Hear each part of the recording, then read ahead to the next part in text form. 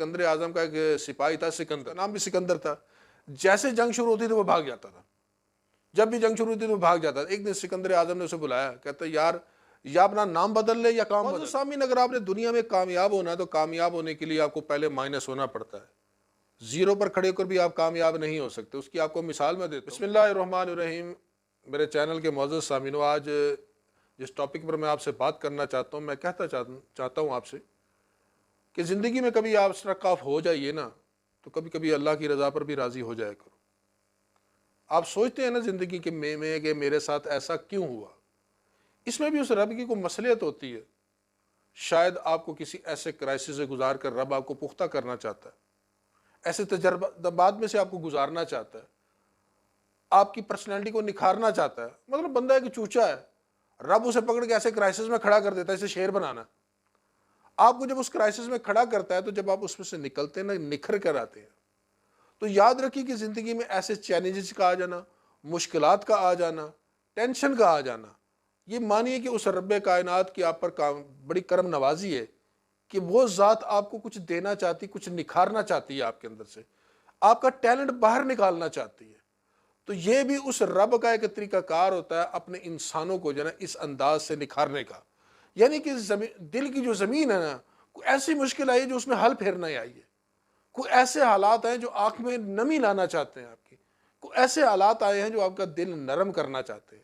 میری بات یاد رکھیے گا، آج اگر آپ نے زندگی میں کچھ کرنا ہے، کچھ بننا ہے، تو اس کے لیے محنت کرنی پڑے گی، آپ کو پے بیک کرنا پڑے گا۔ You have to pay price. دنیا میں کوئی بھی چیز آپ کو جو ہے نا بلا محنت، بلا معاوضہ تو مل ہی نہیں سکتی نا کائنات میں۔ اور یاد رکھیے گا، دنیا میں جتنے لوگ کامیاب ہوتے ہیں نا، وہ سارے کے سارے جو ہے نا چست، چلاک اور ایکٹیو قسم کے لوگ۔ دنیا میں کبھی کوئی ایسا سست رو انسان آپ نے کامیاب ہوتے ہوئے نہیں دیکھا ہوگا۔ اگر آپ نے نصیب بدلنا ہے تو اس کے لیے آپ کو راتیں جاگنا پڑے گی، محنت کرنا پڑے گی، آپ لوگوں کو جو ہے نا اپنے اوپر یہ کیفیت آپ کو طاری کرنا پڑے گی۔ اگر آپ ایسا نہیں کرتے، نو ٹینشن، بغیر ٹینشن کی زندگی گزاریے، جیو دیکھیے، کارٹون دیکھیے، انجوائے کیجیے۔ زندگی اسی چیز کا نام ہے۔ اگر آپ نے نہیں لینی، اگر آپ نے مین سے سپر مین بننا ہے تو پھر آپ کو محنت کرنا پڑے گی، راتیں جاگنا پڑے گی، پھر آپ کو یہ پیشن اپنے اندر نکالنا پڑے گا۔ اگر جب تک ایسا نہیں کریں گے، یاد رکھیے کہ آپ ایک سپریم کریٹر کی سپریم کریشن ہے۔ اللہ رب العزت نے کسی انسان کے اندر کوئی خامی نہیں رکھی ہوتی۔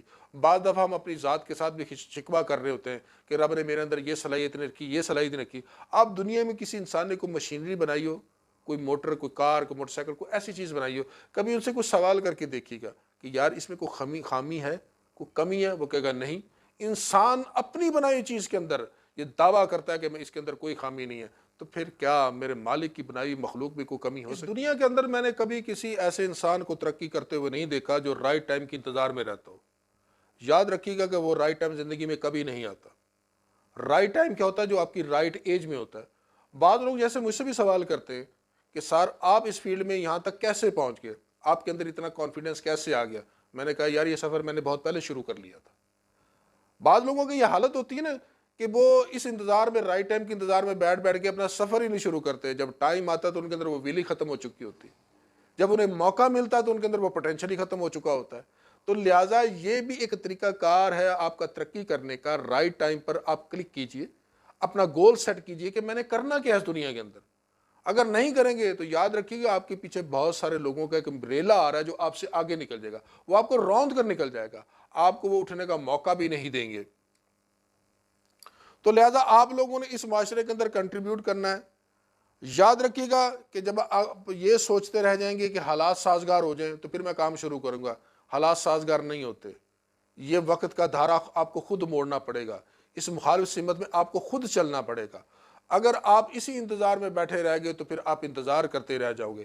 یاد رکھیے گا، دنیا میں آج جتنے بھی لوگوں کے چہرے کامیابی کے ساتھ آپ کو چمکتے ہوئے نظر آ رہے ہیں، ان لوگوں نے کتنے اندھیرے دیکھے آپ کو اس کا اندازہ ہی نہیں ہے۔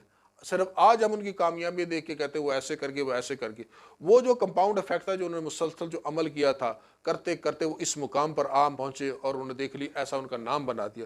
اور یہ بات میں اکثر کہا کرتا ہوں کہ آپ کے اندر کوئی ٹیلنٹ ہے، کوئی پوٹینشل ہے، اگر ہے تو پھر آپ کو اپنے ملک کے نقشے پر نظر آنا چاہیے۔ معزز سامعین، اگر آپ نے دنیا میں کامیاب ہونا ہے تو کامیاب ہونے کے لیے آپ کو پہلے مائنس ہونا پڑتا ہے۔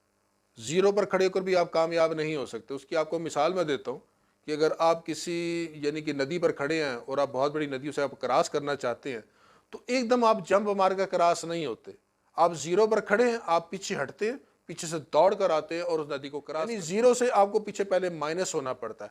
اسی طرح مثال کے طور پہ ایک چھوٹا سا قصہ آپ کو کوٹ کرتا ہوں کہ سکندر اعظم کا ایک سپاہی تھا سکندر, اس کا نام بھی سکندر تھا. جیسے جنگ شروع ہوتی تھی وہ بھاگ جاتا تھا, جب بھی جنگ شروع ہوتی تھی وہ بھاگ جاتا تھا. ایک دن سکندر اعظم نے اسے بلایا, کہتا یار یا اپنا نام بدل لے یا کام بدل لے, کہ جب بھی جنگ شروع ہوتی ہے تو اتنا بزدل ہے کہ بھاگ جاتا ہے, کم از کم اس نام کی لاج تو رکھ لے.